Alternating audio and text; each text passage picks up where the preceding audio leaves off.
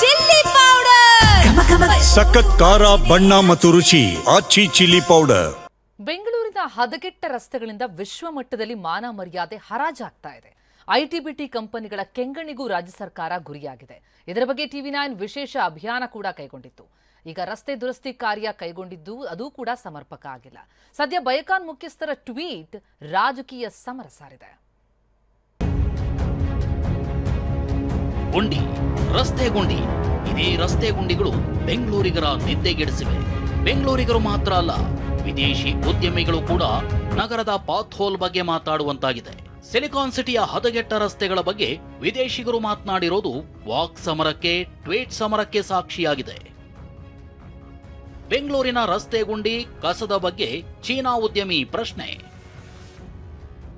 ಉದ್ಯಮಿ ಕಿರಣ್ ಮಜುಮ್ದಾರ್ ಟ್ವೀಟ್ನಿಂದ ಸಂಚಲನ.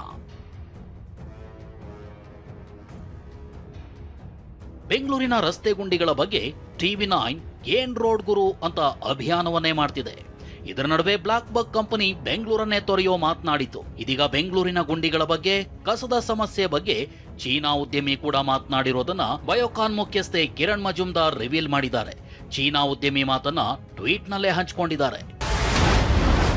ಬಯೋಕಾನ್ ಪಾರ್ಕ್ಗೆ ಭೇಟಿ ನೀಡಿದ ವಿದೇಶಿ ಉದ್ಯಮಿಯೊಬ್ಬರು ರಸ್ತೆಗಳು ಯಾಕಿಷ್ಟೊಂದು ಕೆಟ್ಟದಾಗಿವೆ ಮತ್ತು ಸುತ್ತಲೂ ಇಷ್ಟೊಂದು ಕಸ ಯಾಕಿದೆ? ಸರ್ಕಾರ ಹೂಡಿಕೆದಾರರನ್ನ ಬೆಂಬಲಿಸಲು ಬಯಸೋದಿಲ್ಲವೇ? ನಾನು ಚೀನಾದಿಂದ ಬಂದಿದ್ದೇನೆ. ಇಷ್ಟೆಲ್ಲ ಅನುಕೂಲಗಳಿದ್ರೂ ಭಾರತ ಯಾಕೆ ಕ್ರಮ ತೆಗೆದುಕೊಳ್ಳಲು ಸಾಧ್ಯವಾಗ್ತಿಲ್ಲ ಎನ್ನುವುದು ನನಗೆ ಅರ್ಥ ಆಗ್ತಿಲ್ಲ ಅಂತ ಕೇಳಿದ್ರು. ಈ ಟ್ವೀಟ್ಗೆ ಟ್ವೀಟ್ ಮೂಲಕವೇ ಡಿಸಿಎಂ ತಿರುಗೇಟು ಕೊಟ್ಟಿದ್ರು. ರಸ್ತೆ ಅಭಿವೃದ್ಧಿಗಾಗಿ 1,100 ಕೋಟಿ ಹಣ ಬಿಡುಗಡೆ ಮಾಡಿದೀವಿ.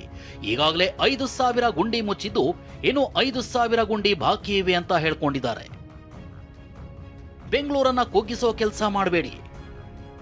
ಇದರ ಜೊತೆಗೆ ಬೆಂಗಳೂರನ್ನ ಕುಗ್ಗಿಸೋ ಕೆಲಸ ಮಾಡಬೇಡಿ, ಜೊತೆಯಾಗಿ ಬೆಂಗಳೂರು ಕಟ್ಟೋಣ ಅಂತ ಮತ್ತೊಂದು ಟ್ವೀಟ್ ಮೂಲಕ ಡಿಕೆಶಿ ನಯವಾಗಿ ತಿರುಗೇಟು ಕೊಟ್ಟಿದ್ದಾರೆ.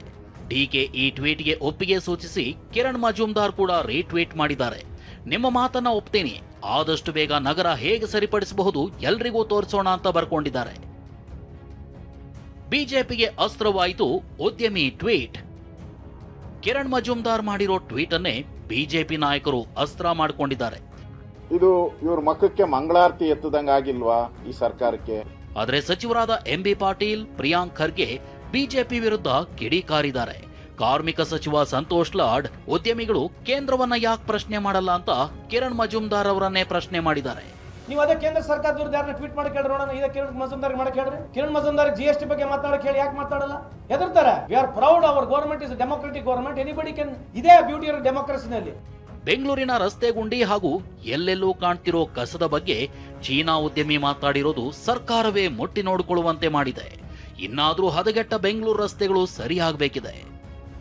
ಪ್ರಸನ್ನ, ಕಿರಣ್ ಜೊತೆ ಈರಣ್ಣ ಬಸವ, ಟಿವಿ9 ಬೆಂಗಳೂರು.